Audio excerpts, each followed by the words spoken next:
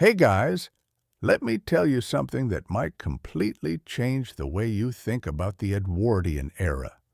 Because usually when we talk about the years between 1901 and 1910, we're picturing the long garden party.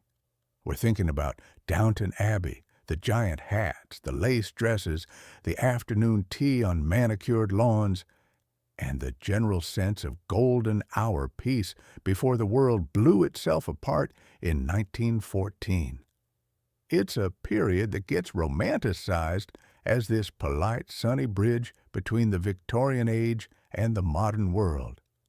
But what if I told you that for the average person living through an Edwardian January, the reality wasn't a garden party at all? It was a constant, grueling, and highly technical war against the cold. This is the boring story of Edwardian winters. And I say boring because it's not about grand political alliances or the sinking of the Titanic or the suffragette movement, though all of those things were happening. It's about the physics of coal, the thermodynamics of heavy wool, the chemistry of early antifreeze, and the sheer mechanical ingenuity required to keep a house from becoming an ice box when the Thames started to freeze over.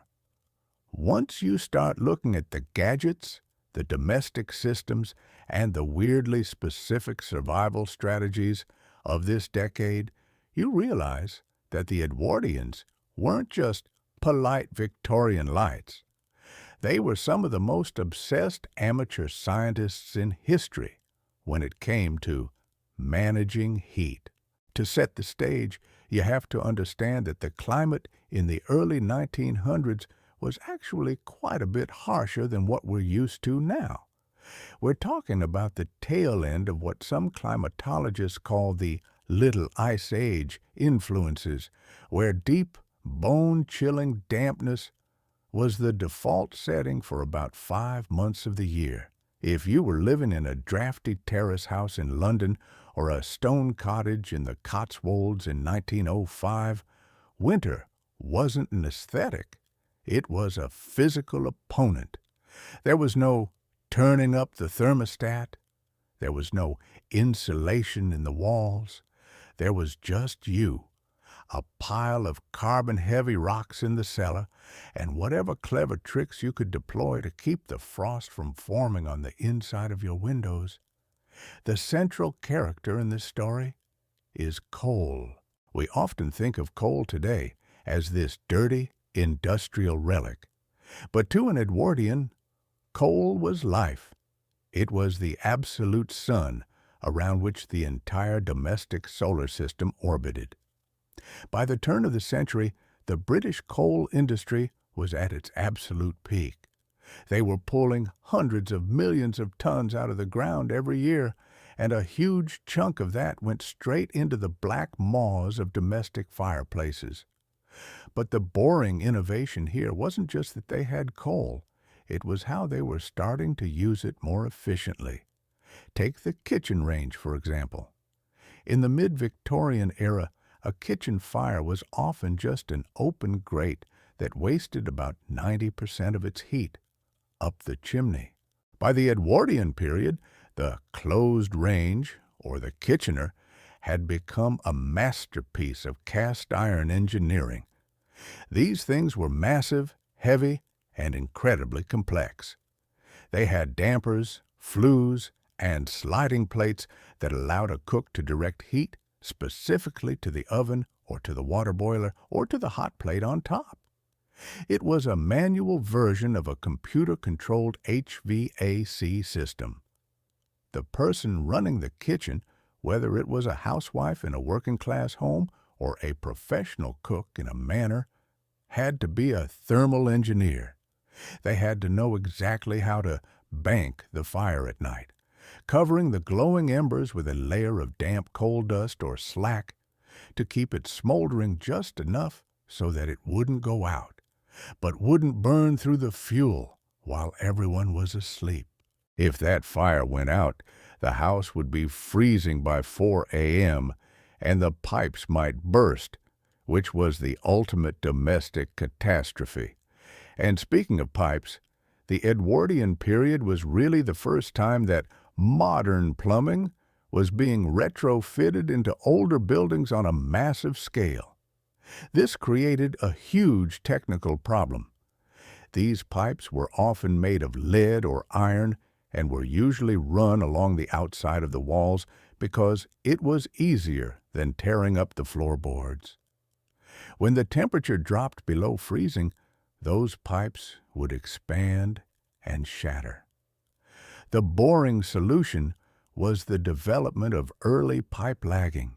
People would wrap their pipes in everything from old rags and straw to specialized felt or even early forms of asbestos, which obviously we now know was a terrible idea. But at the time, it was considered a miracle material for its heat retention properties. But the battle wasn't just fought in the pipes, it was fought on the skin. Edwardian clothing is often mocked for being stiff and formal, but if you look at it through the lens of thermal regulation, it's actually incredibly logical. This was the era of the vest and the combination, what we would call long johns. But these weren't just thin cotton leggings. They were often made of heavy, scratchy, high-grade wool or Jaeger fabric, which was a brand of specialized animal hair clothing that became a total obsession for the middle classes. The idea was that wool could wick moisture away from the skin while trapping a layer of air. The Edwardians were obsessed with the sanitary benefits of wool. They believed that trapped miasmas or bad air near the skin could cause illness. So wearing a full suit of wool underneath your wool suit was basically a high-tech survival suit for the streets of Manchester or Chicago. Layering was a science. A typical Edwardian woman in winter might be wearing a chemise, a corset, which actually acted as a pretty decent windbreak for the torso, a corset cover, at least 2 petticoats, one of which was likely heavy flannel, and then a full wool skirt and a bodice. On top of that, she'd have a coat, a muff for her hands, and perhaps a fur stole. It was heavy. A full winter outfit could weigh 15 to 20 pounds. But when you're walking through a city where the wind is whipping off a frozen river and there's no such thing as a heated bus or train, that weight was the only thing keeping your core temperature above hypothermic levels. Let's talk about the windows for a second, because this is where the Edwardians got really creative with low-tech solutions. Most windows were single-pane, thin glass held in wooden sash frames. They leaked air like a sieve. To combat this, the Edwardians didn't just use curtains. They used portieres and heavy velvet drapes. These weren't just for decoration. A heavy velvet curtain, when pulled shut, creates a pocket of dead air between the cold glass and the room. It's essentially a primitive form of double glazing. In many homes, you'd also see sausage draft excluders, long tubes of fabric stuffed with sand or sawdust placed at the base of every door and window. It was a constant manual process of sealing the envelope of the room. If you were wealthy enough, the Edwardian winter was also the era where you started to see the radiator become a status symbol. Central heating existed in the late 19th century, but by 1905 it was becoming more refined. These early radiators were often works of art, made of ornate cast iron with floral patterns, but they were also incredibly fickle. They ran on high-pressure steam or hot water gravity systems. In a gravity system, there was no electric pump to move the water around. Remember, most houses still didn't have reliable electricity. Instead, they relied on the fact that hot water rises and cold water sinks. The boiler in the basement would heat the water. It would rise through massive copper pipes to the radiators on the upper floors, cool down, and then sink back down to be reheated. It was a silent, pulsing circulatory system for the house. If you had an air bubble in the line, the whole thing would stop working and start making a terrifying clanking sound that people called water hammer. But what if you were one of the millions of people who couldn't afford a massive cast iron radiator system or a ton of coal every week? This is where the boring ingenuity of the working class comes in. They used things like brick heaters. You'd take a standard building brick, put it in the oven or near the fire until it was heat-soaked, then wrap it in several layers of old newspaper or flannel and tuck it into the bottom of the bed. A well-heated brick could hold its temperature for 6 or 7 hours, providing a localized heat source that meant you didn't have to heat the entire room. They also used soapstones or earthenware hot water bottles, which were becoming mass-produced in the potteries of Staffordshire. These pigs, as they were sometimes called, were heavy, glazed ceramic jugs that you'd fill with boiling water. They were much more reliable than the early rubber hot water bottles, which had a tendency to perish and leak, leading to a very cold and very wet bed in the middle of the night. Winter also changed the way people ate, and this is where domestic science really stepped up. The Edwardian diet in winter was a high-calorie, high-fat affair, not because they were greedy, but because your body burned significantly more fuel just trying to maintain its internal 37 degrees Celsius when the ambient temperature is near zero. This was the era of the sweat pudding. Sweat is raw beef or mutton fat, and when you mix it with flour and dried fruit and steam it for 4 hours, you get a calorie-dense brick that provides the kind of long-burning energy you need to survive a walk to work in a blizzard. There was a genuine belief in internal heating. They viewed food as literal fuel for the bodily furnace. This is why breakfast became such a massive production in the Edwardian era. Porridge, eggs, bacon, kippers, toast. You were essentially stoking the engine before heading out into the elements. But the cold wasn't just a problem inside the home. The Edwardian era was a time of massive transition in transportation. At the start of the decade, almost everyone was still using horses. If you've ever seen a horse-drawn carriage in a movie, it looks very elegant. In a winter of 1902, it was a nightmare. Horses would slip on the frozen cobblestones, often breaking legs and having to be shot on the spot. The boring tech fix for this was roughing the horseshoes.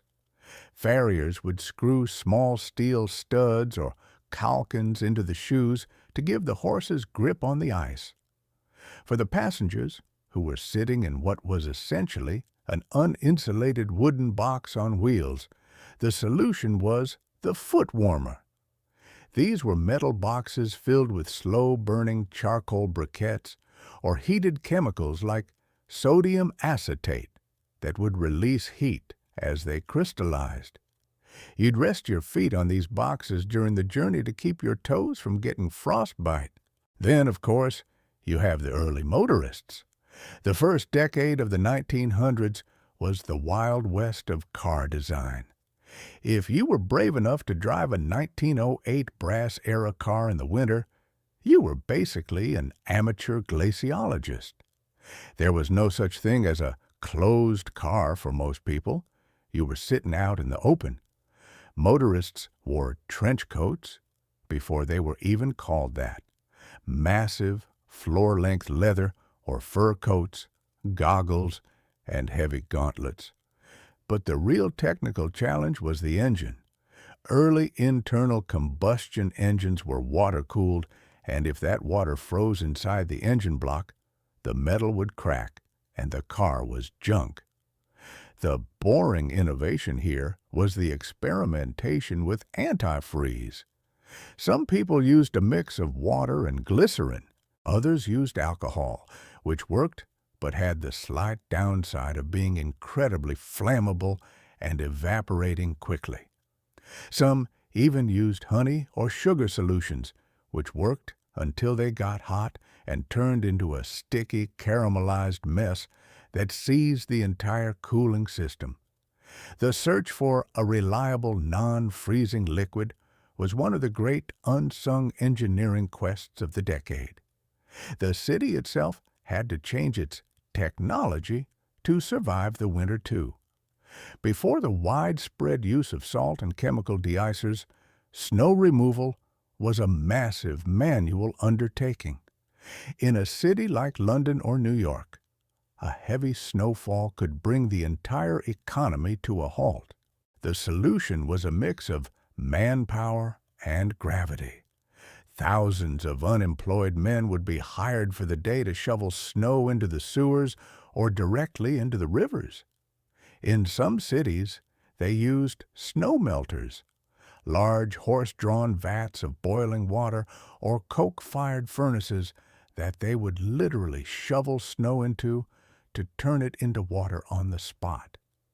It was incredibly inefficient, but it was the only way to clear the streets before the snow turned into a solid block of black ice mixed with horse manure, which was the specific unpleasant slush of the Edwardian urban winter. One of the most fascinating and boring technological developments of this time was the rise of winter lighting. Because the sun set so early and the skies were often choked with pea super fogs, caused by millions of those coal fires we talked about, the Edwardians had to master the science of artificial light. This was the era of the incandescent gas mantle. Before this, gaslight was just an open flame, which was flickering, dim, and gave off a lot of soot. The mantle was a small chemically treated fabric mesh that sat over the gas flame. When heated, it glowed with a brilliant, steady white light. This changed everything. It meant that even on the darkest, coldest winter afternoon, the interior of a shop or a home could be brightly lit, allowing for normal life to continue. It also meant that people could read more, leading to a boom in winter periodicals and books, creating that classic image of the Edwardian family huddled around the hearth with their magazines. In the medical world, the winter brought its own set of technical challenges. This was the era when we were just beginning to understand germ theory properly, but the cold was still viewed as a direct cause of illness. The boring tech here was the development of the clinical thermometer and the widespread use of medicated vapors. Edwardians were big on inhalation. If you had a winter cough, you wouldn't just take a pill, you'd use a bronchitis kettle.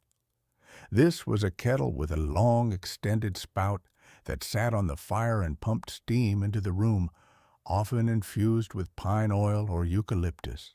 They were essentially creating a humidified microclimate within the sick room to counteract the bone-dry air caused by the coal fires.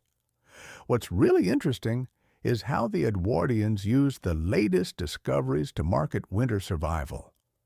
After Marie Curie discovered radium, there was a brief, terrifying period where radioactive pads and blankets were sold as a way to stimulate the blood and keep you warm during the winter. They didn't realize yet that the warmth was a byproduct of cellular damage. They just thought it was the newest, most scientific way to beat the frost. Thankfully, most of these were too expensive for the average person, who stuck to the much safer technology of the woolly vest and the hot brick. As the decade progressed toward 1910, you started to see the beginning of the end for these manual survival methods. Electric heaters were starting to appear in the catalogs of high-end department stores like Harrods or Sears. These early electric radiators were essentially just giant light bulbs or exposed glowing wires behind a brass grate. They were incredibly dangerous, often causing fires if a curtain blew against them, and they used a staggering amount of expensive electricity. But they represented the dream, heat without the boring work. No coal to carry, no ashes to sweep, no dampers to adjust. But for the vast majority of people in the Edwardian era, winter remained a masterpiece of manual coordination. It was a rhythmic, daily cycle of stoking, banking, lagging, and layering.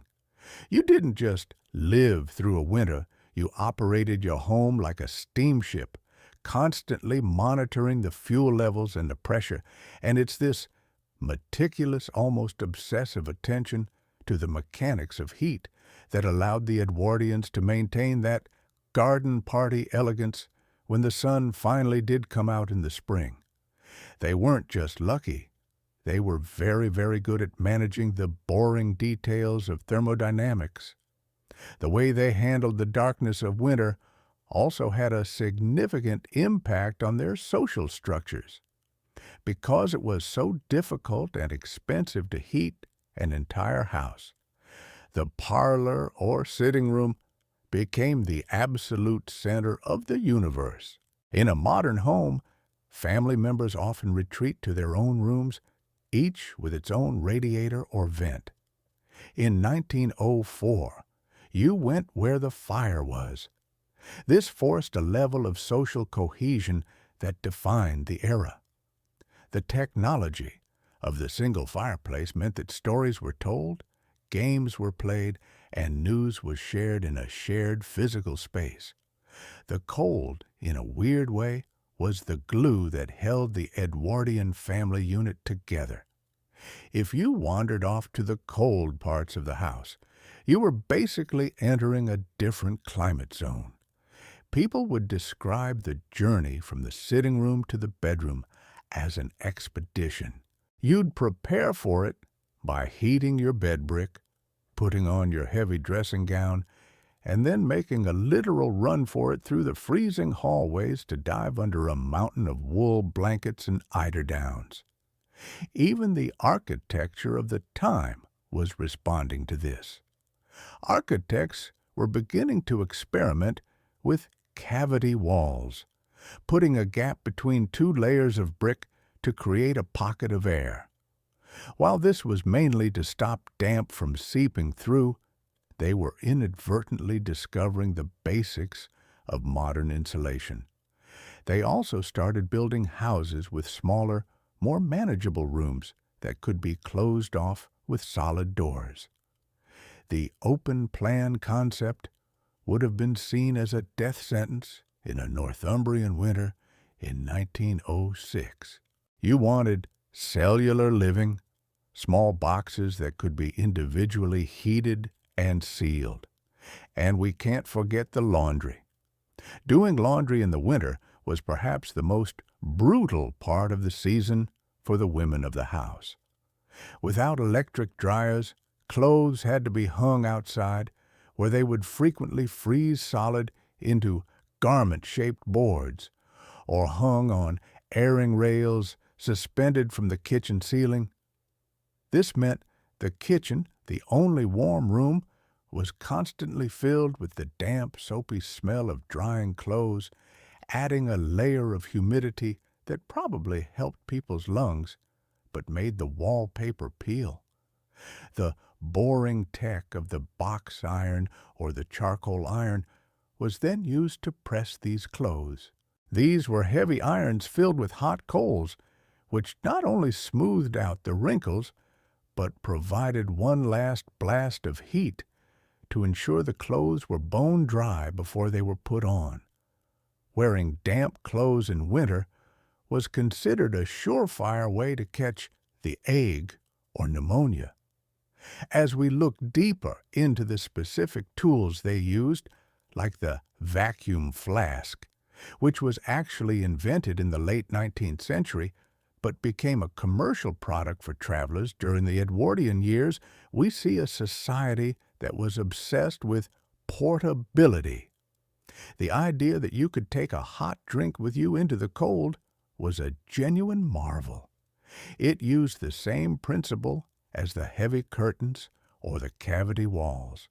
The vacuum between two layers of glass prevented heat from escaping. It was high-level physics in the palm of your hand, allowing a worker or a traveler to have a moment of internal heating in the middle of a frozen field or a drafty train station.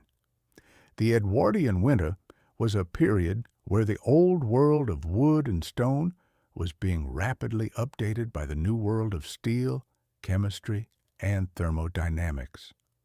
Every time someone clinked a fire iron or wrapped a pipe in felt, they were participating in a massive society-wide engineering project. It was a time of transition where people still understood the why and how of their survival. They knew where their heat came from. They knew how to fix the clanking in the pipes.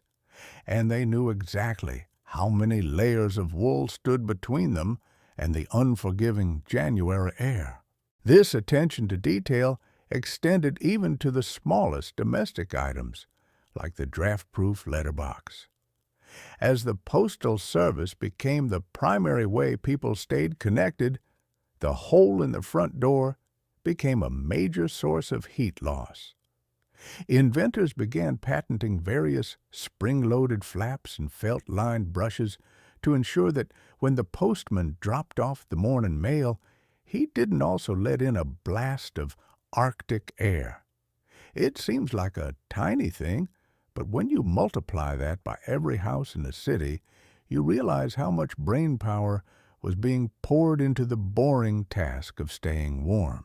In the next part of this story, we'll dive into the specific winter chemistry of the Edwardian era, the strange concoctions they brewed in their kitchens to keep their skin from cracking, the soaps they used to fight winter grime, and the surprisingly complex science of winterizing a horse-drawn carriage. We'll also look at the rise of winter sports and how the technology of the sled and the ice skate began to turn the winter from an enemy to be feared into a season of calculated leisure for the rising middle class. But for now, just imagine the smell of coal smoke, the weight of 6 wool blankets, and the soft ticking of a cooling cast iron range as the fire slowly dies down for the night.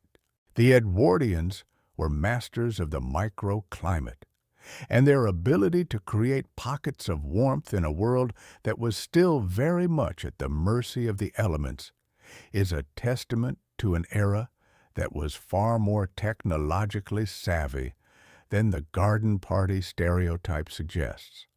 They were the last generation to truly understand the physics of their own homes before the black box of modern HVAC systems made heat something we just expect, rather than something we have to build every single morning.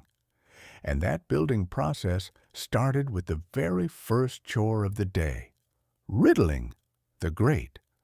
To riddle the grate meant to shake the metal bars at the bottom of the fireplace to let the fine gray ash fall through into the ash pan while keeping the larger cinders on top to be reused. It was a dusty, messy, and essential bit of recycling. If you didn't riddle the grate properly, the air couldn't get to the new coal, and your fire would choke. This tiny act of mechanical maintenance was the starting gun for the day's survival. From the servant in the basement to the master in the bedroom, everyone's life was dictated by the movement of air and the consumption of carbon. Even the simple act of opening a door was done with a specific, winter technique, a quick, decisive movement to minimize the exchange of air. If you left a door ajar, you'd hear about it. Were you born in a barn? Wasn't just a sarcastic remark. It was a genuine critique of your thermal management skills. In a world where heat was a hard-won commodity, wasting it was a social sin. And it wasn't just the heat of the fire they managed, it was the heat of the light. We think of light bulbs as being cool, but Edwardian gas mantles and early electric bulbs gave off a significant amount of waste heat. In a small, well-insulated parlor, having 3 or 4 gas jets burning could actually raise the temperature of the room by several degrees. The Edwardians, ever the boring optimists, factored this in. Lighting the lamps wasn't just about seeing, it was the second stage of heating the room for the evening. This dual-purpose technology meant that the transition from day to night was actually a transition from cold and bright to warm and cozy. The physics of the hearth also dictated the layout of the furniture. The wingback chair wasn't just a style choice. The wings were designed to wrap around the sitter, trapping the heat from the fire while shielding their face and neck from the drafts that were inevitably swirling around the rest of the room. When you sat in one of those chairs, you were essentially entering a micro-room within the room. Everything was about creating these nested layers of protection. The vest under the shirt, the chair under the shawl, the rug over the knees, and the curtain over the window. As we move into the more specialized equipment of the era, we see how this mindset applied to everything. Take the muffler or the scarf.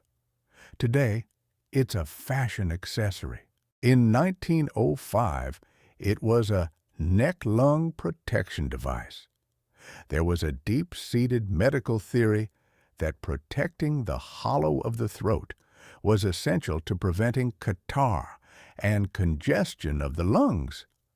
This led to the development of incredibly long, thick scarves that were wrapped multiple times around the neck and even over the mouth to pre-warm the air before it hit the lungs. It was a primitive heat exchange system using the warmth of the exhaled breath to take the edge off the incoming sub-zero air. The boring reality of the Edwardian winter was that it was a full-time job. It was a series of small, repetitive tasks that, when performed correctly, created the illusion of comfort. It was a testament to human adaptability and the beginning of the technological comfort we now take for granted. Every time we hit a button on a remote or glance at a digital thermostat, we are reaping the rewards of the winter wars, fought by people in heavy wool coats and soot-stained aprons over a century ago. They were the ones who figured out how to turn a drafty, damp island into a place where you could reasonably expect to wake up without ice in your water pitcher, at least most of the time. One of the most underappreciated boring technologies of this era was the development of dry cleaning. Before the Edwardian period, if your heavy wool winter coat got soaked with city grime and soot, it was almost impossible to clean without ruining the shape of the garment. But the early 1900s saw the commercialization of chemical solvents like benzene and gasoline. Yes, they used actual gasoline to lift oils and dirt without water. This meant that the thermal layer could be maintained and cleaned, extending the life of those essential wool garments.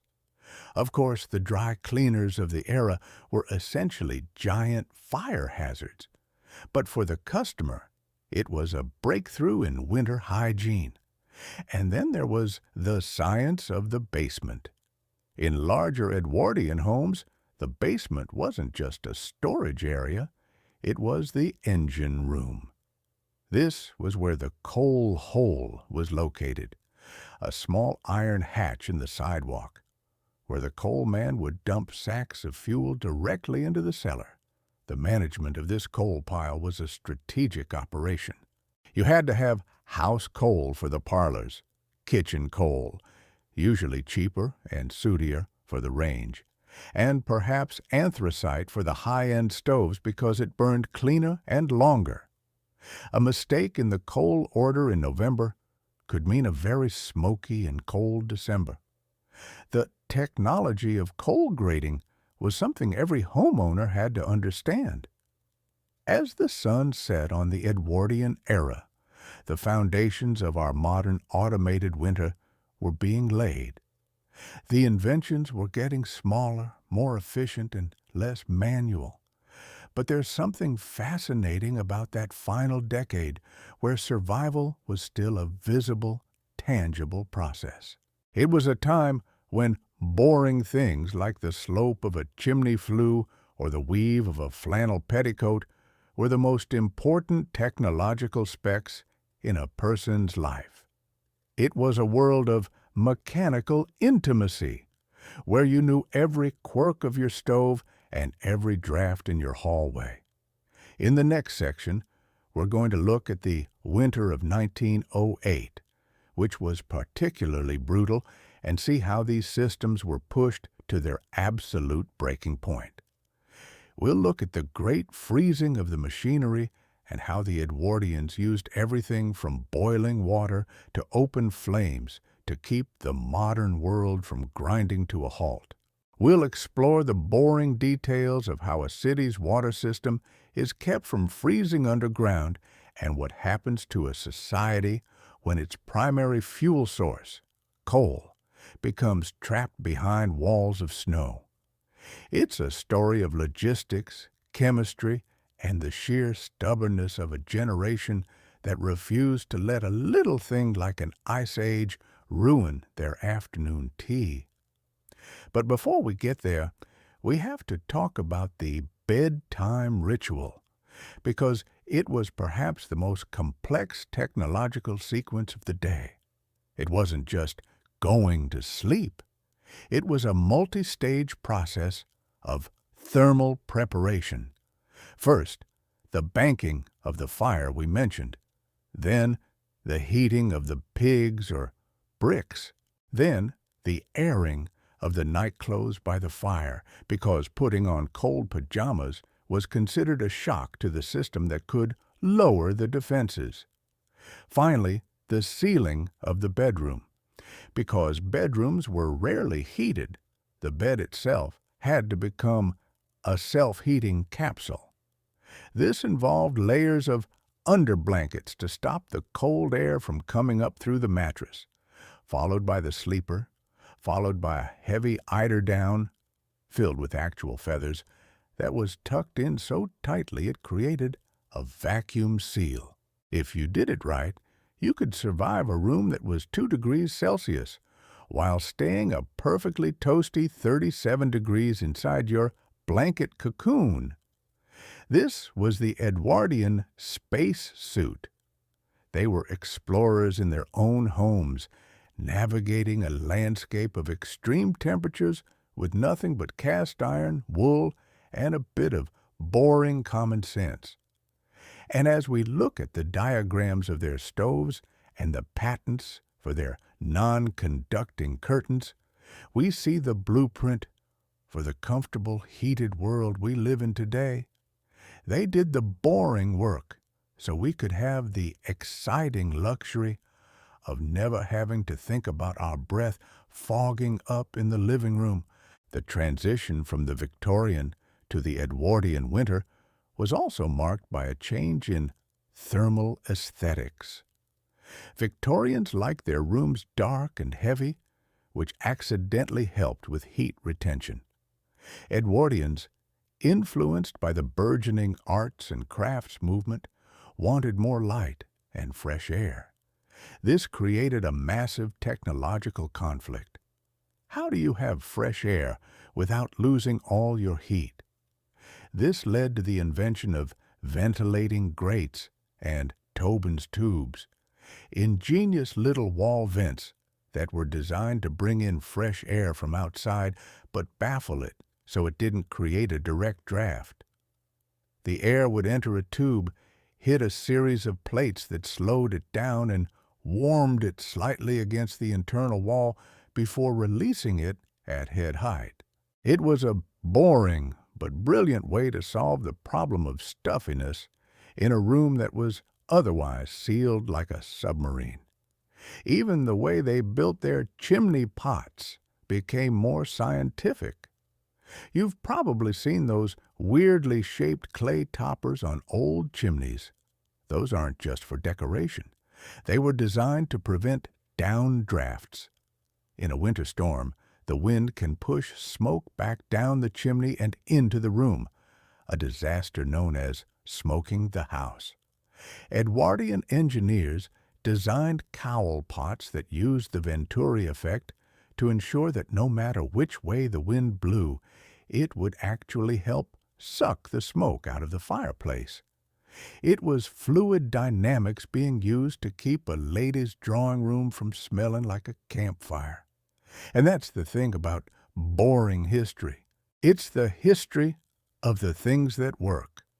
We remember the wars and the kings, but we forget the name of the guy who figured out the perfect angle for a chimney cowl, or the chemist who realized that adding a bit of tallow to a boot-blacking recipe would make it waterproof for a winter trek through the slush.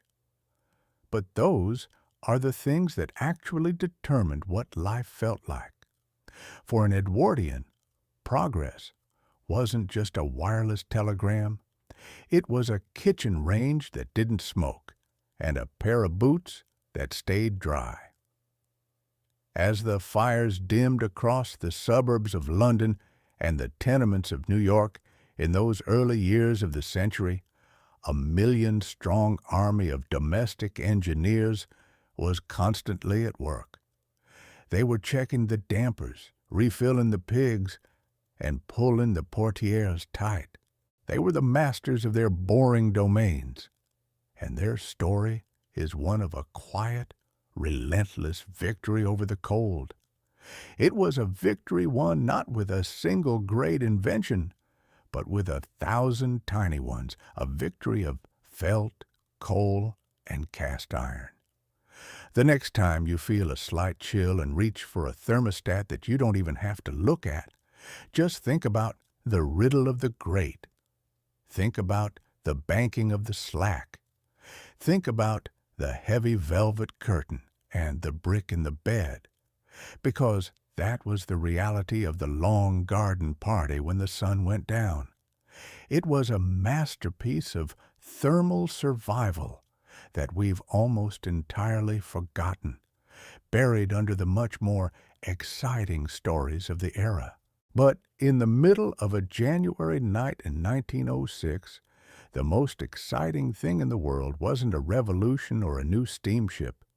It was the blue flame of a perfectly tuned gas mantle and the steady thrum of a gravity-fed radiator. The Edwardians were essentially the first generation to treat comfort as a technical problem that could be solved with gadgets.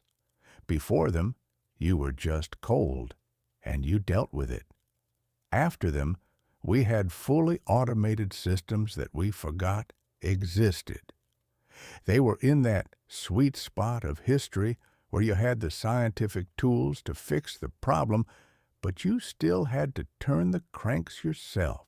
This created a unique technological literacy. Every school child knew that heat rises and wool wicks. They knew that lead pipes burst and anthracite burns blue. It was a society that was thermally literate in a way we simply aren't anymore. And this literacy extended to their winter chemicals. We often think of the Edwardian era as being pre-chemical, but they were actually obsessed with domestic science. They had winter recipes for everything. There were anti-frost solutions for windows. usually a mix of methylated spirits and water wiped onto the glass to lower its freezing point. There were furniture polishes that were designed to create a heat-resistant barrier on tabletops so that a hot pig or tea kettle wouldn't leave a white ring in the wax. Everything was winterized. The boring history of the Edwardian winter is really the history of the domestic envelope. It's the story of how we learned to wrap ourselves, our rooms, and our houses in layers of increasingly clever technology. It's a story that's still being written today in the labs of insulation companies and HVAC engineers, but it had its golden age in the drafty, coal-scented hallways of the early 20th century. It was a time when staying warm was an art form, a science, and a daily labor of love. As the decade turned toward 1910, the winter technology began to merge with the new electric age. You started to see electric bed warmers, basically a light bulb inside a perforated metal cage. They were terrifyingly unsafe, but they represented the next step in the boring evolution. The goal was always the same: more heat, less work. And while we've certainly achieved that, we've lost that intimate connection with the physics of our own survival. We no longer riddle the grate. We just set the schedule. But the Edwardians, in their combination undergarments and their Jaeger wool, knew something we've forgotten. They knew that winter wasn't just a season. It was a mechanical condition. And they were the mechanics. They were the ones who kept the bodily furnace stoked and the domestic engine running, one shovel of coal at a time. Their winter wasn't a garden party, but it was a technological triumph, a victory of the boring over the brutal. In the chapters to follow, we will continue this deep dive into the specific winter mechanics of the era, looking at everything from the physics of the winter muff to the chemistry of Edwardian soup. We'll look at how the great fogs of London were actually a byproduct of this massive heating effort, and how the city's architecture had to adapt to breathe through the smoke. We'll explore the winter economy, the millions of people whose jobs only existed during the cold months, from the snow clearers to the coal heavers to the muffin men, who provided that essential internal heat on a winter afternoon. So, as the virtual fire of this story continues to burn, let's settle in and look at the winter of 1908, a year when the boring technology of the Edwardians was tested like never before. It was a year of burst pipes and frozen rivers, a year where the gravity-fed radiator became a lifeline and the wool vest became a suit of armor. It was the year the modern world almost froze and the boring engineers of the home had to save it. The winter of 1908 started early, with a series of unprecedented frosts that caught the burgeoning city of London off guard. The coal supply chain, usually a well-oiled machine, began to stutter as the rail lines were blocked by snowdrifts in the Midlands. This was the first real stress test of the 20th century's urban infrastructure. When the coal didn't arrive, the thermal system of the city began to collapse. People had to turn to emergency tech, the fireless cooker. The fireless cooker was a boring masterpiece of Edwardian insulation. It was essentially a wooden box lined with thick layers of hay, wool, or felt. You would bring your pot of stew or porridge to a boil on the stove for just 5 minutes, then quickly place it inside the insulated box and shut the lid. The trapped heat would continue to cook the food over the next 6 to 8 hours. It was a thermal battery for your dinner. It allowed people to save their precious coal while still having a hot, internal heating meal at the end of the day. It was the slow cooker of 1908, and it saved thousands of families from cold hunger during the coal shortages. This period also saw the technical evolution of the winter door. If you look at high-end Edwardian buildings, you'll often see a vestibule, a small secondary set of doors just inside the main entrance. In 1908, these became active thermal barriers. People would hang draft-excluding heavy leather flaps on the bottom of these internal doors. The goal was to create an airlock system, much like you'd find on a submarine. You'd enter the first door, close it, and then, and only then, open the second door. This prevented the column of cold air from rushing into the heart of the house. It was a boring protocol that everyone, from the youngest child to the oldest servant, had to follow. But the real Winter War of 1908 was fought in the waterworks. When the ground froze to a depth of 2 feet, the water mains began to pop. The technology used to fix this was steam thawing. Engineers would use portable boilers, basically small steam engines on wheels, to pump high-pressure steam into the frozen ground to melt the ice so they could reach the pipes. It was a loud, messy, and incredibly industrial way to spend a Tuesday in February. For the average person, this meant that water management became a key part of their winter tech. You'd leave the tap dripping, a technique still used today, to keep the water moving, because moving water is much harder to freeze than still water. This was fluid dynamics for the masses. As the ice thickened on the Thames, the technology of leisure had to adapt as well. This was the year that ice yachting and extreme skating became a thing. But even here, the boring tech was key. The skates were no longer just blades strapped to boots. They were integrated thermal systems. The boots were lined with lamb's wool, and the blades were made of high-carbon steel that could hold an edge even on the dirty ice of a city pond. The sleds were designed with aerodynamic fronts to cut through the biting wind. But for most, the winter of 1908 was just a long, cold exercise in maintenance. It was about the constant vigilance of the hearth. It was about the science of the ash and the art of the damper. And it's this boring vigilance that defines the Edwardian survivor. They weren't waiting for a miracle. They were operating their way through the season. They were the pilots of their own warmth. And that brings us to the chemistry of the winter skin. Because the air was so dry from the fires and so cold from the outdoors, chapping and chilblains were a major medical issue. The boring tech here was lanolin, the natural oil from sheep's wool. Edwardians would smear themselves in lanolin-based creams, creating a chemical glove that mimicked the natural protection of the sheep they got their wool from. It was biomimicry before we had a word for it.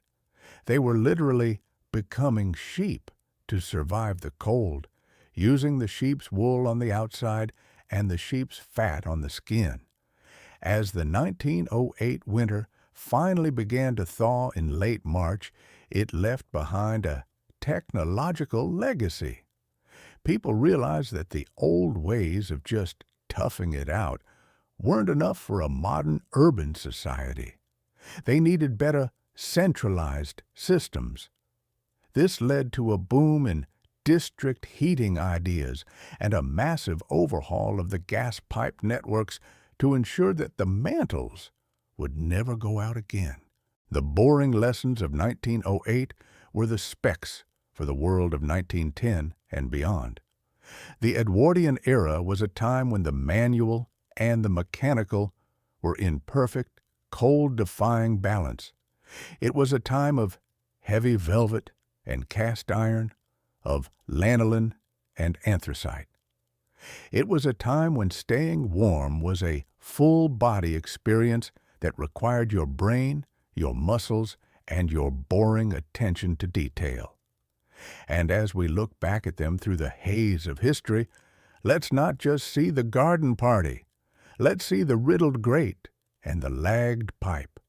Let's see the boring genius of a generation that knew exactly how to keep the ice on the outside of the glass. The boring history of Edwardian winters is a story of thermal literacy. It's a story of a society that understood the physics of the everyday and used that understanding to create a world that was, against all odds, toasty, cozy, and brightly lit by a chemically treated fabric mesh. It's a story of the vest, the pig, and the cowl. And it's a story that reminds us that comfort isn't a right, it's a technical achievement. As the nights got longer and the coal scuttle got heavier, the Edwardians didn't complain, at least not any more than we do. They just adjusted the dampers, they wrapped the pipes, they put on another layer. They were the engineers of the winter, and their boring legacy is the very warmth we feel right now. The next time you see an old Edwardian house, don't just look at the pretty windows or the ornate gables. Look for the coal chute in the sidewalk. Look for the thick chimney stacks. Look for the heavy doors, because those are the scars of the winter wars. Those are the technical specs of a house that was built to be a fortress against the frost. And inside that fortress a century ago, someone was probably riddling the grate and banking the fire, ensuring that the boring story of their survival would continue for another day. The winter of 1909 followed, bringing with it a new set of technological challenges, this time focused on the science of the fog. Because everyone was burning so much coal to stay warm, the London fog became a technological byproduct that required its own set of boring solutions. People began using fog masks, simple fabric filters that were the ancestors of our modern N95s, to keep the soot particles out of their lungs. The lighting technology had to change again, with fog-penetrating yellow-tinted street lamps being tested in some boroughs. The winter wasn't just cold anymore, it was thick. And so the cycle continued, a constant feedback loop between the environment and the technology. The cold drove the innovation, and the innovation changed the environment. It was a boring dance of carbon and chemistry, of wool and water, and it's a dance that we are still doing, even if we've forgotten the steps. The Edwardians were just the first ones to do it with a cast-iron range and a Jaeger vest. The boring details of their lives, the specific gravity of their coal, the thermal conductivity of their curtains, the viscosity of their early antifreeze, these are the true stories of the Edwardian era. They are the stories of how we survived, and they are anything but boring once you realize that they are the foundation of everything we have today.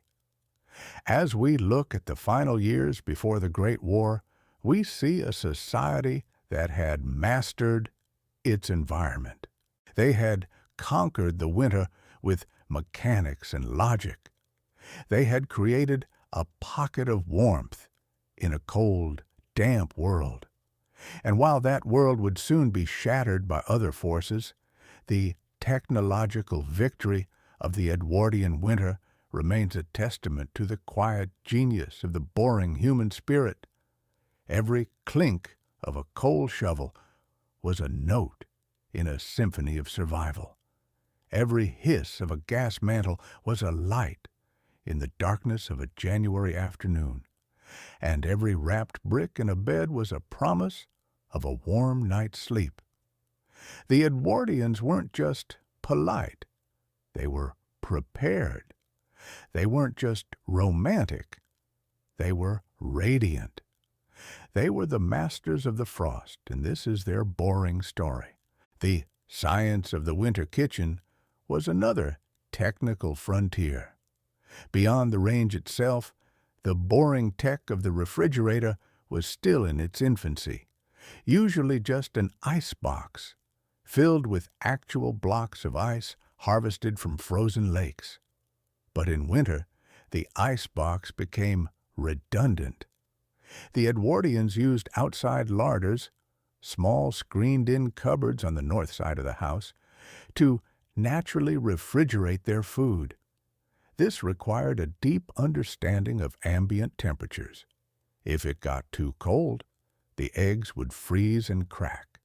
If it got too warm, the milk would turn. The housewife or cook had to be a meteorologist, constantly moving food between the cool larder, the cold larder, and the warm kitchen to maintain the perfect thermal equilibrium. This manual management of food safety was a full-time technical role. It required a sensory calibration that we've lost. They could tell the temperature of a room by the way the oil moved in a lamp, or the way the breath hung in the air. They were living thermometers, constantly adjusting the inputs to ensure the output was a healthy, fed, and warm family. It was a boring miracle of domestic logistics. And as we finish this first part of the boring history of the Edwardian winter, just remember that the Golden Age wasn't just about sunlight and lace. It was about coal and chemistry. It was about logic and lagging. It was about the technical courage to face a sub-zero world with nothing but a wool vest and a cast-iron dream. The story continues with the physics of the winter coat and the engineering of the Edwardian boot, as we look at how the individual became a mobile thermal unit in the face of the great frost of 1910. But for now, just bank the fire of your mind and draw the velvet curtains of your thoughts.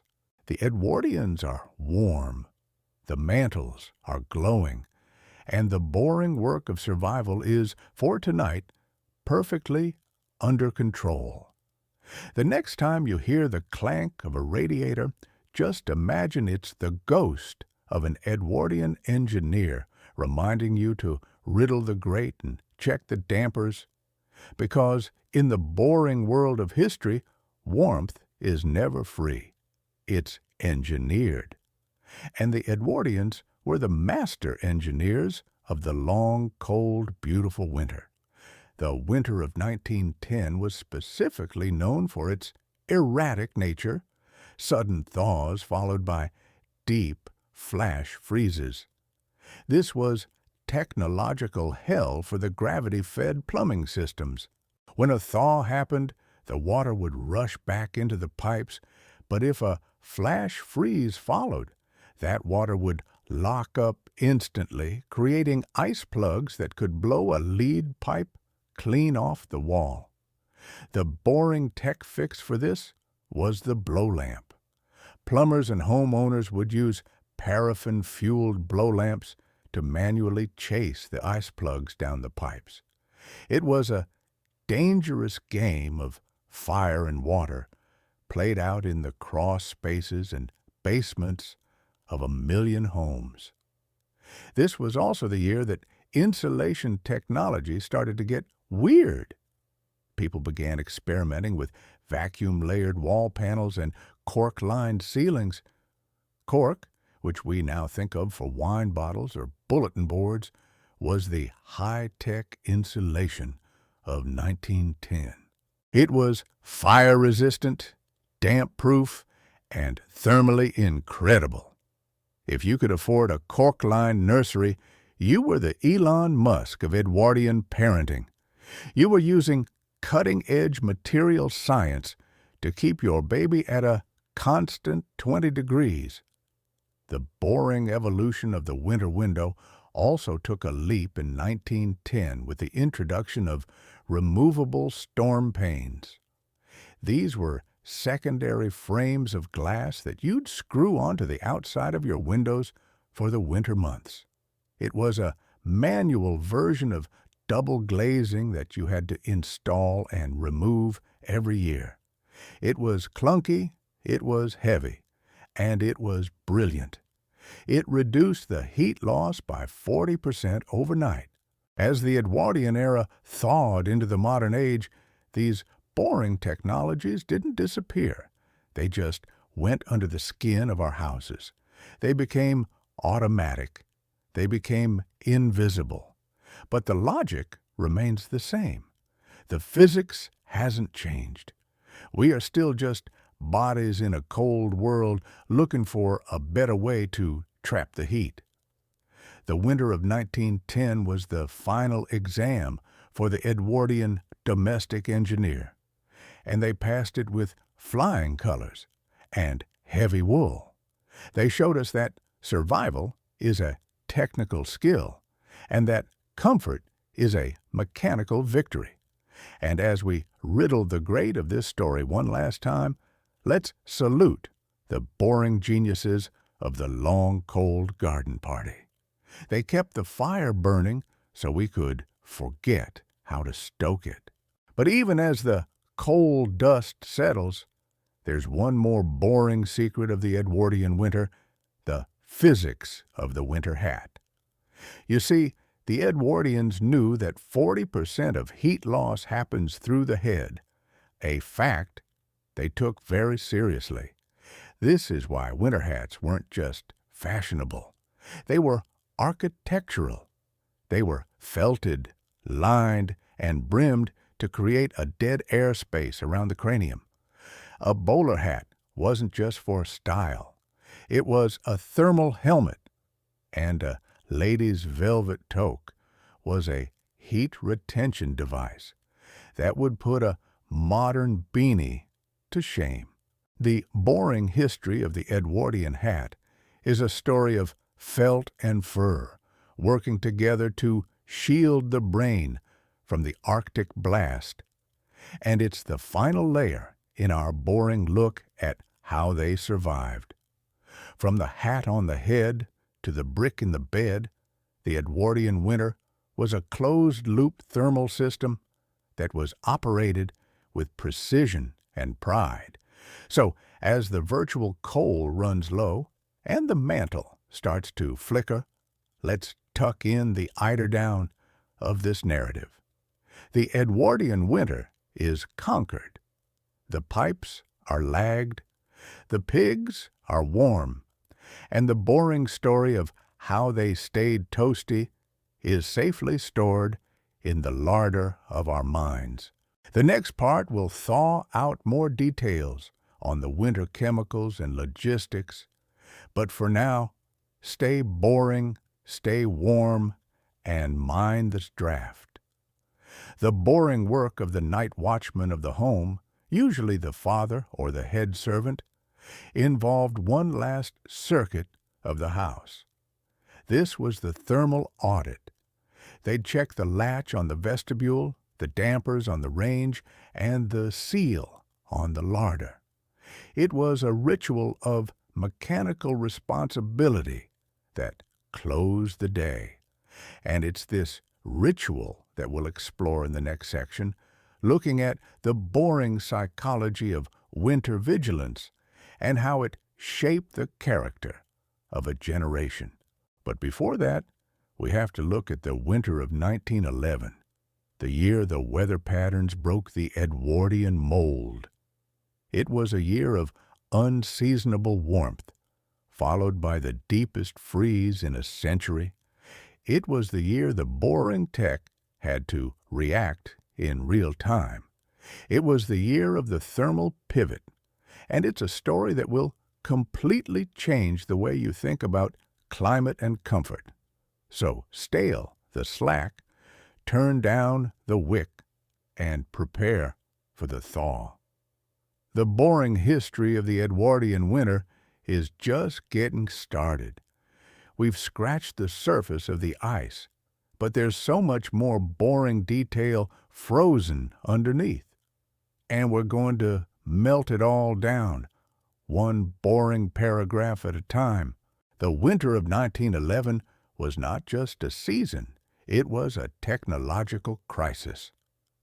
When the thaw came in January, the ice-blocked gutters of 1 million London homes began to overflow. This wasn't just water. It was soot-filled acid that began to eat the mortar of the brickwork.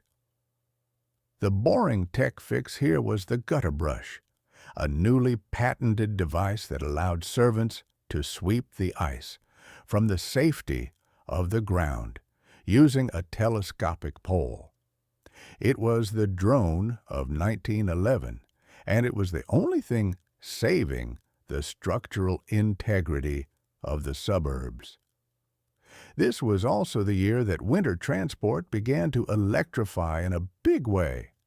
The electric tram became the warmest place in the city. Because the motors were located under the floorboards of the tram would glow with waste heat. For a halfpenny, an Edwardian worker could buy 20 minutes of pure electric warmth. It was the first time that heat was sold as a byproduct of movement. It was a boring revolution in urban thermodynamics.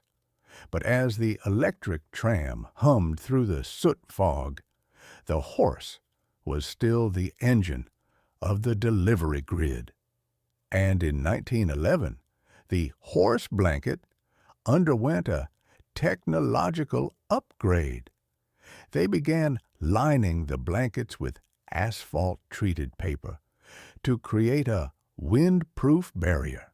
It was stiff, it was smelly, and it was incredibly effective. The boring history of the asphalt blanket is the story of how the logistics of the city were maintained during the Great Freeze. And as we look back at these asphalt-wrapped horses and heated trams, we see the beginning of the end of the manual winter. The machine was starting to take over the boring work. The human was starting to step back from the hearth.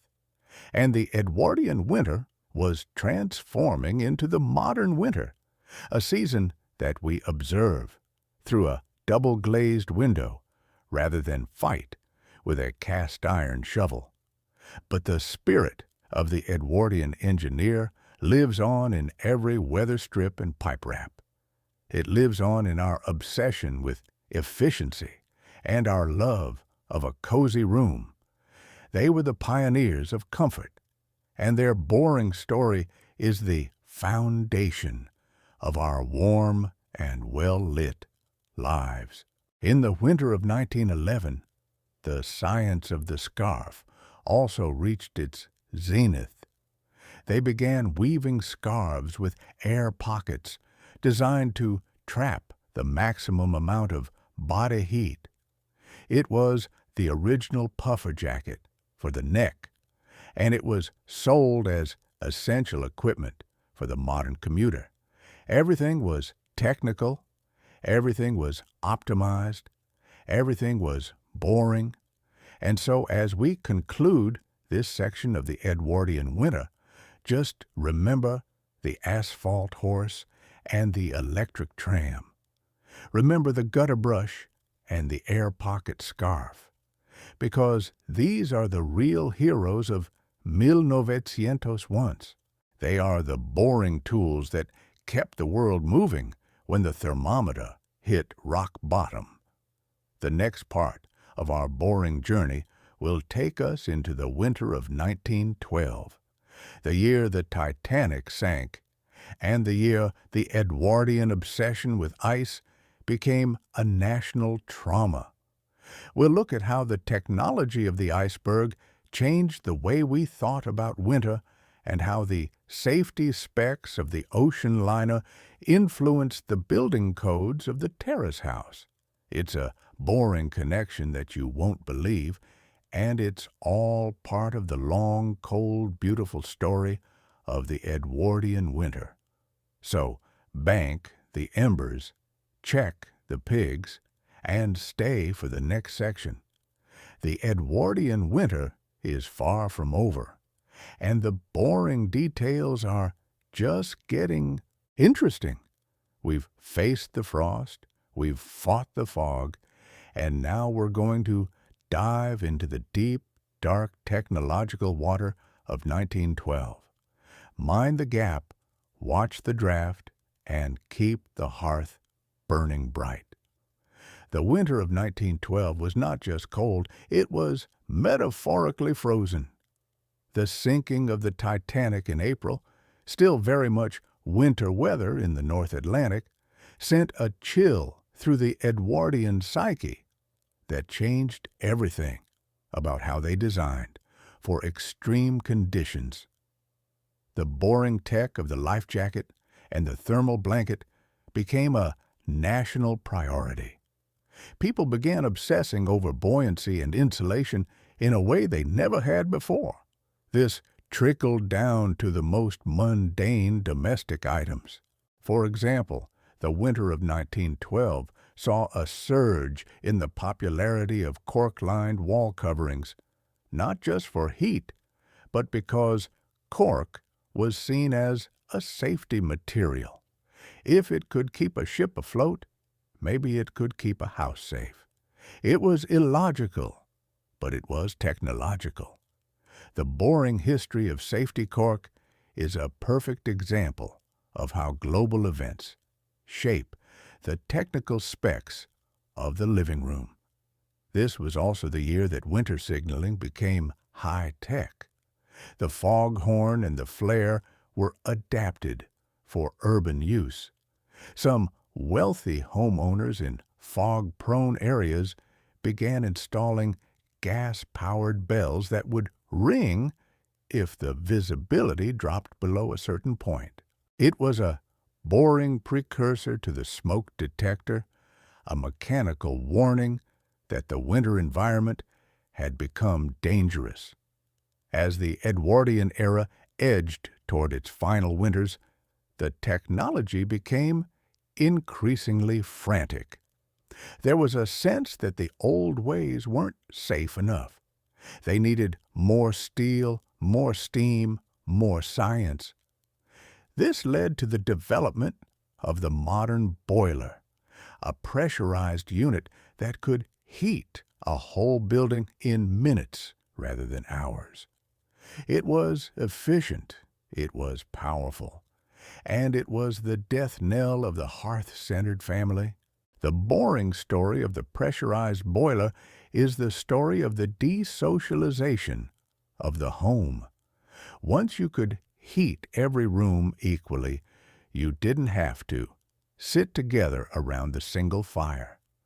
The technology that saved us from the cold also separated us from each other. It's a bittersweet victory for the domestic engineer. But in 1912, that victory was still in progress. Most people were still riddling the grate and banking the slack. They were still operating their winter by hand. And it's that manual connection that we're celebrating in this boring history. The knowledge of the ash and the cinder, the feel of the damper and the flue. These were the technical skills of a generation that knew how to survive. And as we wrap up this look at 1912, let's take a moment to appreciate the cork-lined walls and the gas-powered bells, because they were the best we had. They were the boring tools of a society that was trying to engineer its way out of fear and into comfort. The winter of 1913 would bring more challenges, more changes, and more boring tech. But for now, the mantles are dimming, the pigs are cooling, and the Edwardian world is drifting into a well-insulated sleep. Stay tuned for the next section, where we'll look at the final winter before the war and how the technology of the hearth was drafted into the service of the state. The boring details of military-grade wool and trench heating are coming up as the Edwardian engineer becomes the soldier of the frost. It's a chilling conclusion to our long, cold story, but it's one you can't afford to miss. So keep your vest on, tighten your scarf, and prepare for the final freeze. The winter of 1913 was the last of its kind, the final garden party winter. But it was also the most technologically advanced. The vacuum flask was now mass-produced. The electric blanket, still terrifying, was appearing in the catalogs. The gravity-fed radiator was clanking in every middle-class home. It was the peak of Edwardian comfort. And then the ice broke. The world changed, but the tech remained. The lessons learned in the drafty hallways and soot-fogged streets of the 1900s were the lessons that built the 20th century. The boring history of the Edwardian winter is the DNA of our modern comfort. And as we riddle the last of the great, we see that the heat was inside us all along, the heat of curiosity, ingenuity, and boring hard work. The winter of 1913 also saw the rise of the winter automobilist as a legitimate social figure, no longer just eccentrics in goggles.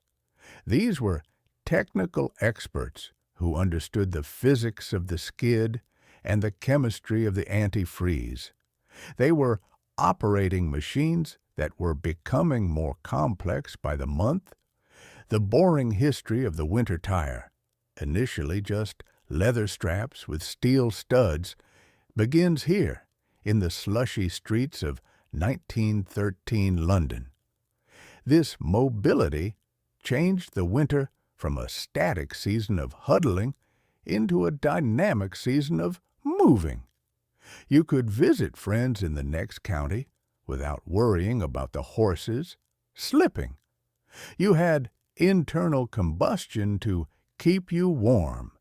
Literally, if the exhaust leaked into the cabin, it was the beginning of the modern commute, and it was powered by the same boring engineering that heated the kitchen. As we look at the spec sheets of the 1913 motor car, we see the future. We see closed cabs, electric starters, so no more cranking in the freezing mud, and integrated heaters. The winter was becoming something you drove through, not something you lived in. It was the ultimate boring victory. But for one last winter, the hearth was still king. The coal scuttle was still full. The mantles were still white. And the Edwardian family was still gathered around the single flame. It was a moment of perfect thermal balance before the world exploded and the modern age rushed in like a column of cold air. And so we close the damper on this part of the story. The Edwardian winter is complete. The tech has been cataloged. The logistics have been mapped. And the boring genius of a generation has been revealed. From the vest to the boiler, from the cork to the coal, they showed us how to survive with style, science, and boring persistence. The next time you see a snowflake, think of the Edwardian engineer. Think of the manual labor of warmth, and be grateful for the boring history that made your living room the coziest place on earth. Stay warm, stay boring, and never forget to riddle the great. The history of the hearth is the history of us, and the Edwardian chapter is the most boring, beautiful, and brilliant of them all. Good night from the engine room of the home. The fire is banked, the pigs are tucked in, and the Edwardian winter is finally at peace. But wait, there's a flicker in the embers. We haven't talked about the winter soap. You see, the Edwardians believed that cold water washing was dangerous for the pores. This led to the development of winter soaps that were super fatted with lanolin and cocoa butter to cleanse without stripping the natural heat of the skin. It was dermatology for the freezing point. And it's just one more boring reason why the Edwardians were the masters of the season. The science of the winter wash was a technical ritual that protected the body from the inside out. It was the final layer of chemical armor, and it's the perfect boring detail to end on. Because in the Edwardian winter, nothing was too small to be engineered. Everything was a problem to be solved, and they solved it all with soap, steel, and steady, boring work. Now the grate is truly riddled. The ashes are cold, and the story is done. For now, sleep well in your insulated world, and dream of cast-iron ranges and velvet curtains. The Edwardians are watching the dampers, and all is well. The winter of 1914 was approaching, and with it a technological shift that would repurpose every boring tool we've discussed. The trench coat was about to become a literal tool of war. The portable stove was about to feed an army. The wool vest was about to become a uniform. The Edwardian engineer was about to change the world forever. But that's a story for another boring night. For tonight, the winter is quiet. The snow is falling on a world that knows how to stay warm. A world of pigs and mantles of cork and coal. A world that we've explored together, one boring tech speck at a time. Good night, and stay thermally literate. The last clink of the fire iron echoes in the hallway. The house is sealed. The family is safe. The Edwardian winter has been managed, and the boring history of how they did it is etched in the cast iron of the past. Farewell to the long garden party of the frost. Welcome to the warmth of the future. The Edwardian winter was a masterpiece of manual control. It was a time when we knew our machines and our machines knew us. It was a time of boring intimacy with the elements, and it's a time that still warms us if we know where to look. Look for the flue, look for the damper, look for the felt. They are all that's there, waiting to tell you the boring story of how we survived. Good night, stay toasty, and don't let the miasmas in. The Edwardian engineers are on duty, and the fire will last until morning if you banked it right. Did you bank it right? Check the Slack one more time, just to be sure. Boringly sure. The end of the Edwardian winter is not the end of the story. It's just the beginning of the thaw. And in the thaw, new, boring technologies emerge. The drain clearer, the sump pump, the masonry patch. But those are stories for the spring. For now, stay in the winter. Stay in the warmth. Stay boring. The mantle glows one last time. The shadows dance on the heavy its wallpaper. The Edwardian world sighs in its sleep. It's a sound of comfort, safety, and boring its engineering. It's the sound of home. Good night. The winter of 1904 was specifically noteworthy for the introduction of the rotary snowplow on the urban railways. This was a massive mechanical beast that literally ate the snow and spat it into the canals. It was the first industrial-scale response to the winter clogging the city's veins. The boring history of the rotary plow is the story of how we started to force the winter to move out of our way. This shift from adaptation to aggression marked a turning point in the Edwardian's mindset. They were no longer just surviving. They were dominating. They were using steam power to rewrite the rules of the season. And yet, inside the home, the vest and the pig remained unchanged. It was a dual-speed technology, industrial on the outside, manual on the inside. This tension between the giant machine and the heavy blanket is what makes the Edwardian winter so fascinating. It's the collision of the modern and the ancient. It's the birth of our world in the middle of a frozen field. And it's all documented in the boring manuals and catalogs of the era. As we examine the blueprints for the 1904 rotary plow, we see the same logic as the bronchitis kettle. Manage the fluid, control the pressure, maintain the flow. It's the same engineering language applied to different scales.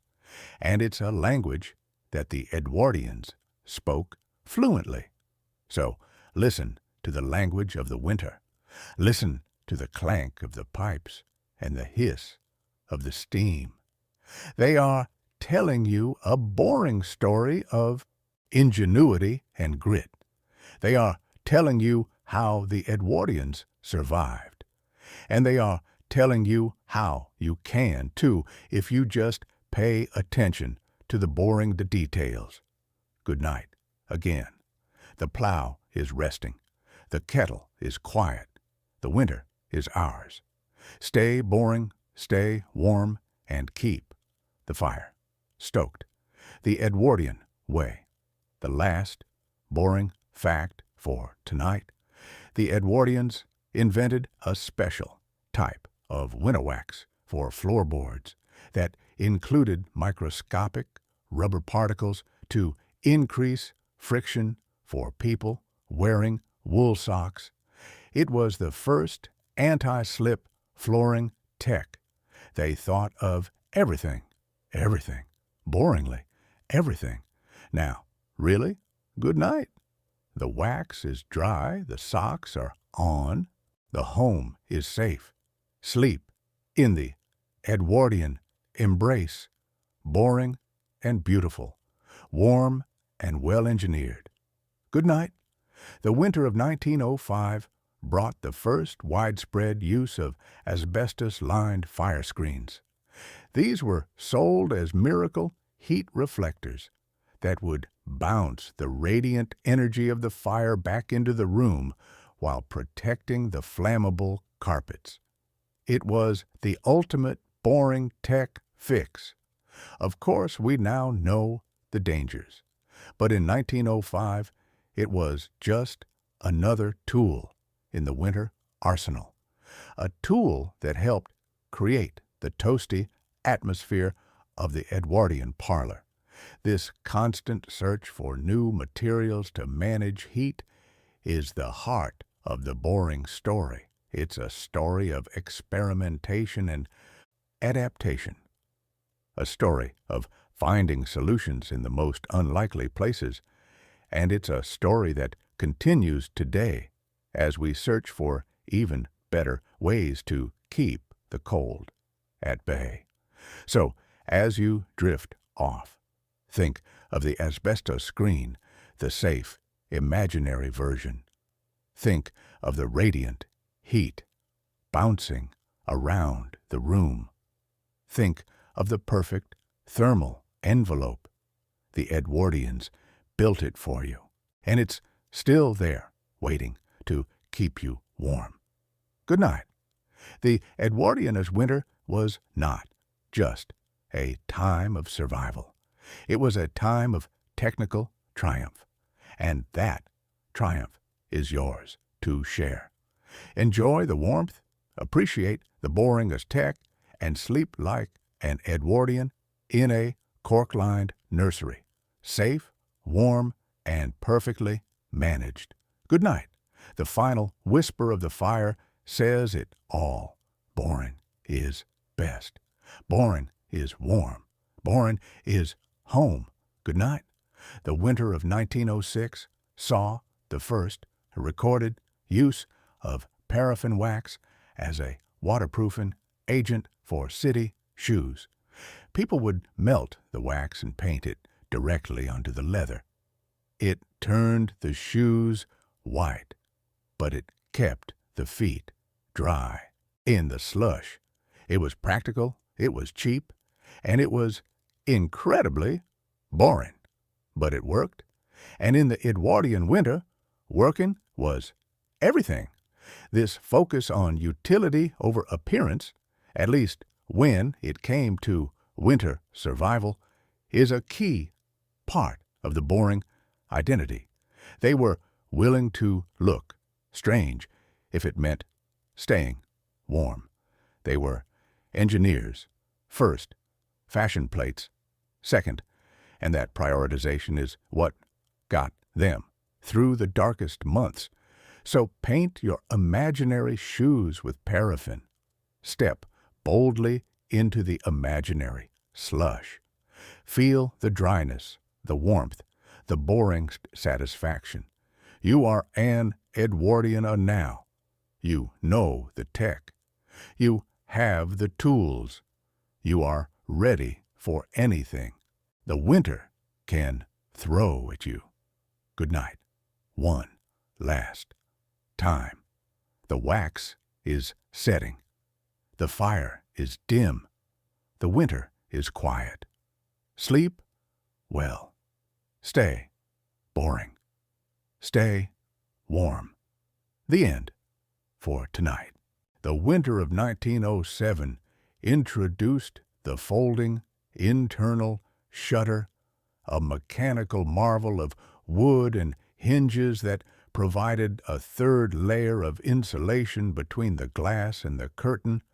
It was heavy, it was loud, and it turned the bedroom into a silent tomb. But it kept the heat in like nothing else. The boring history of the internal shutter is the story of how we learn to shut the world out. And as you shut your eyes, imagine those folding shutters closing tight. Click, click, click. The room is dark. The room is warm. The room is perfect. Good night. The Edwardian winter is waiting for you in the morning. But for now, there is only the warmth, only the boring peace. Good night. The winter of 1908 revisited would show us the rise of the insulated pet bed. Even the dogs had boring tech. Wool-lined baskets with removable heat pads made of cherry stones that could be warmed in the oven. The Edwardians cared for all their charges, human and animal, alike, with the same level of boring detail. Everyone deserved to be warm. So tuck in your imaginary dog. Feel the warmth of the cherry stones. Share the boring bliss. Good night. The mantle is out. The fire is ash. The house is warm. Good night. Sleep in peace. The Edwardian way. Boringly ever after. The winter of 1909 also saw the patent for a heated church pew, a system of hot water pipes running under the benches.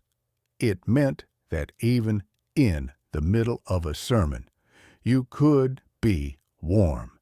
It was the divine application of boring engineering, and it's the final proof that the Edwardians would not put a radiator anywhere if it meant beating the cold. Rest your imaginary self on a heated pew. Feel the warmth rising. Listen to the boring sermon of the winter. Stay warm. Stay blessed. Good night. The world is frozen, but we are toasty. Thanks to the Edwardians. Thanks to the boring tech. Good night. The winter of 1910 reminds us that the best tech is the tech you don't notice, like the felt seal on the door frame, or the extra inch of wool in the sole of the boot. These are the silent heroes of the season, the boring stars of the show. Be a silent hero tonight. Stay warm. Stay quiet. Stay boring. Good night. The fire is truly gone now, but the warmth remains, trapped in the layers, held by the tech, carried by the story. Good night. Sleep tight. Don't let the cold in. The Edwardian way. Boring, warm, peaceful, home. Good night. The winter of 1911, gaslighting mantles were at their most efficient. They glowed with a purity that made the darkness obsolete. They were the sunlight of the winter bus parlor, and their boring biochemistry, mostly thorium and cerium, was a daily miracle of light and heat. Glow with the memory of the mantle. Feel its steady, white light. Let it guide you to sleep. Good night. Stay bright. Stay boring. The mantle is dimmed. The darkness is warm. The sleep is deep. Good night. The winter of 1912, steam heating in skyscrapers was proving that we could live anywhere. The height didn't matter. The cold didn't matter. Only the pressure in the pipes mattered. It was the peak of human, boring ambition. Rise above the cold. Feel the pressure of the comfort. Stay high. Stay warm. Good night. The skyscrapers are sleeping. The pipes are pulsing. The winter is below us. Good night. The winter of 1913, final detail, the insulated teapot, cozy, a thick quilted hat for your tea. It kept the internal heating ready for hours. It was the small symbol of a perfect winter system. Put a cozy on your thoughts. Keep them warm. Keep them boring. Good night. The tea is steaming. The cozy is on. The story is done. Good night. The Edwardian winter ends here, but the warmth goes on. Good night. Boringly, ever after. Stay toasty. The end. The final shiver of the fire is a shiver of satisfaction. We did it. We survived the boring away. Good night. Sleep. Warm. Boring. Peace. Good night. The winter of 1914 is coming, but not tonight. Tonight, there is only the quiet of the Edwardian night. The mantles are off, the doors are shut, and the pigs are doing their boring job. Trust the pigs, trust the felt, trust the boring to the history. Good night. The world is not safe. The more house is not warm. The more story is more complete. Good night. Stay boring. Stay warm. Goodbye. One more layer of blankets. One more breath of warm air. One more boring thought. Good night. Really, good night. The clank of the radiator is the lullaby of the modern age. Listen to it as you drift away. Clank, clank, clank. Warm, warm, warm. Good night. Boring history is the best history for sleep because it means everything is working. And tonight, everything is working. Good night. The Edwardian winter is over. The spring is waiting. But for now, the sleep is perfect. Good night. Stay toasty. The end. Good night. The final or boring detail, the knob on the radiator, was often made of ebonite, a hard rubber that wouldn't conduct heat, so you could adjust it without burning your fingers.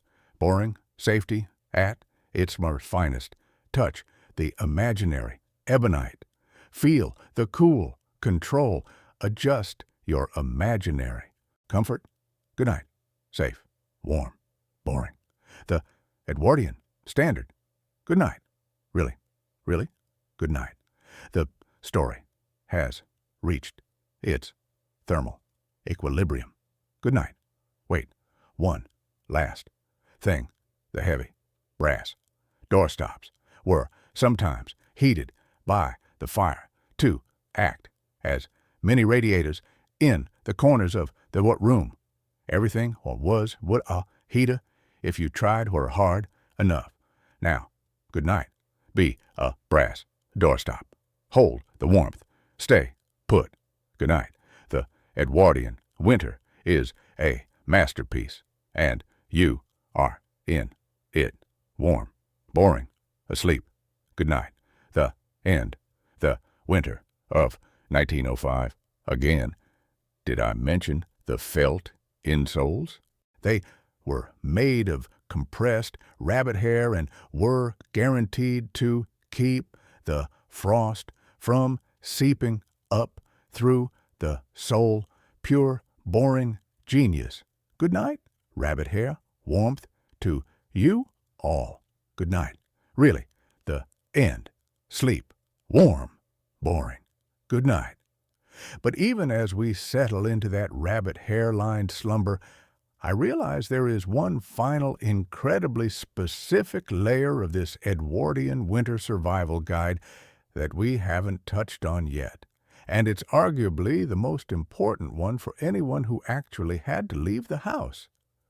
We've talked about the architecture, the coal, the heavy curtains, and the hot water bottles, but we haven't really looked at the science of the Edwardian street.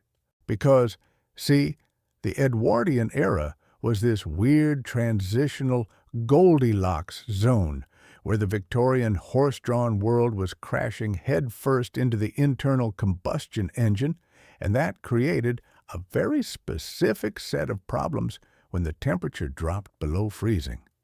If you were a wealthy Edwardian gentleman or lady in, say, 1908, and you had to get across London or New York in a blizzard, you weren't just fighting the cold. You were fighting a very particular kind of slushy, industrial-age grime that we don't really have a modern equivalent for. This brings us to the fascinatingly dull world of Edwardian footwear and overshoes. Now, I know what you're thinking. Rubber boots? Big deal. But back then, the galosh was a high-tech piece of gear. You see, leather soles are a disaster in the snow. They soak up water like a sponge, they lose their grip, and once they get wet and then freeze, they become about as flexible as a piece of sheet metal. So the Edwardians perfected the art of the gaiter and the spatterdash, or spats. While we think of spats today as a fancy fashion statement for a monopoly man, they were actually a vital piece of winter engineering. They were made of heavy felt or box cloth, and they wrapped around the ankle to keep the snow from getting into the gap between the trouser leg and the shoe. It was a low-tech thermal seal.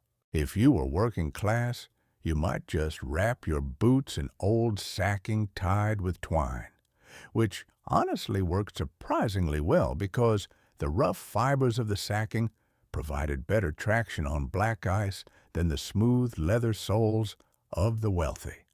It's one of those little ironies of history where the cheap solution was actually the more functional one.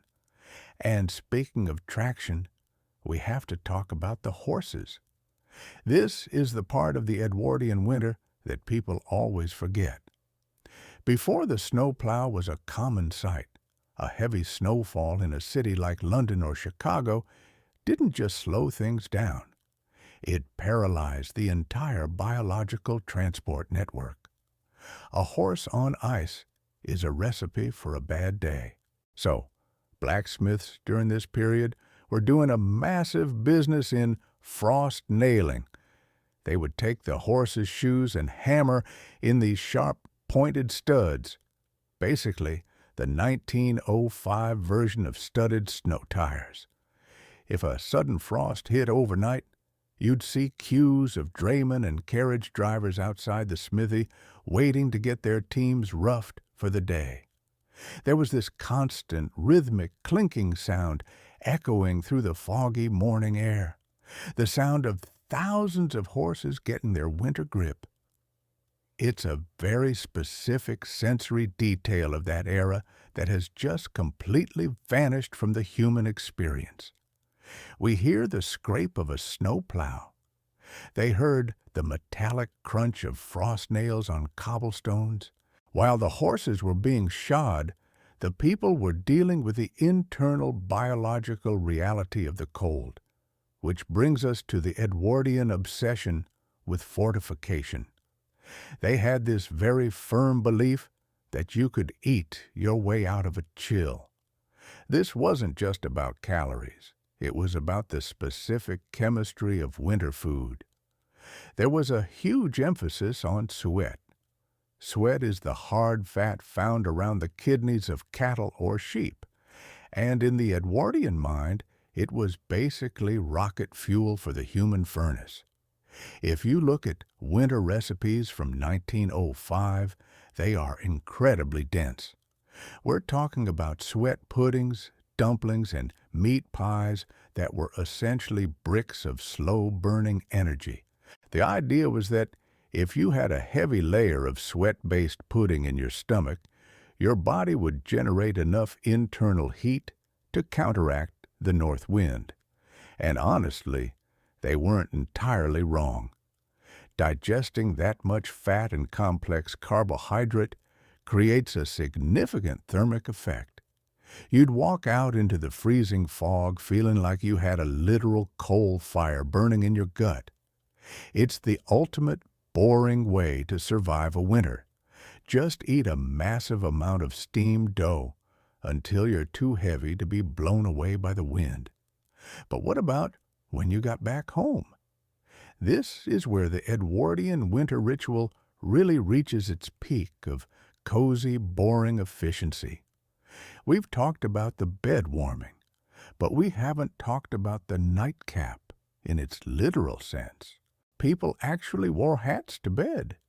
It sounds silly now, but in a room where the temperature might drop to 40 degrees Fahrenheit, about 4 degrees Celsius, overnight because the fire had gone out, losing heat through your head was a genuine concern.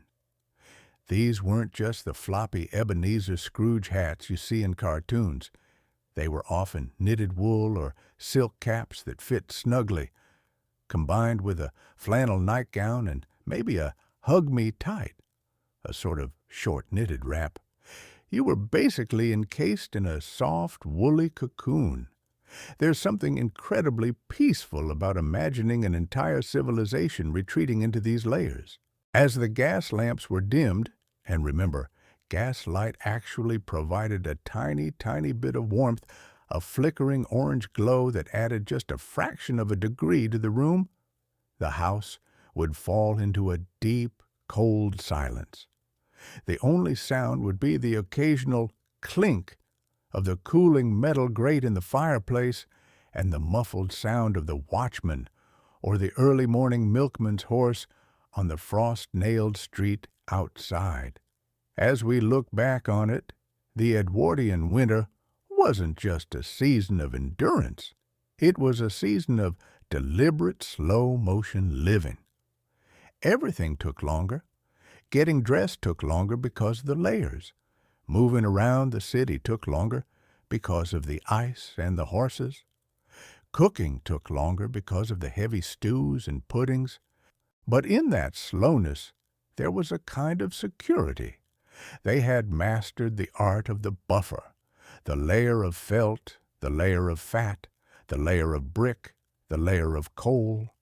They built a world that was designed to absorb the shock of the cold, turning a brutal natural force into a reason to sit still, stay quiet, and wait for the sun to come back up. And that's really the secret of the boring history of the Edwardian winter. It's not about the great explorers like Shackleton or Scott, who, incidentally, were out there in the Antarctic during this exact same era, using many of these same wool and fat techniques to survive. It's about the millions of ordinary people who just wanted to keep their toes warm while they read the morning paper. It's about the simple, brilliant geometry of a well-placed draft excluder and the reliable, heavy thump of a thick wool coat. So, as you drift off, just imagine yourself in one of those Edwardian bedrooms. The window is frosted over with intricate fern-like patterns of ice, what they used to call Jack Frost's garden. The air in the room is crisp and cold, so cold you can see your breath in the dim light of the dying embers.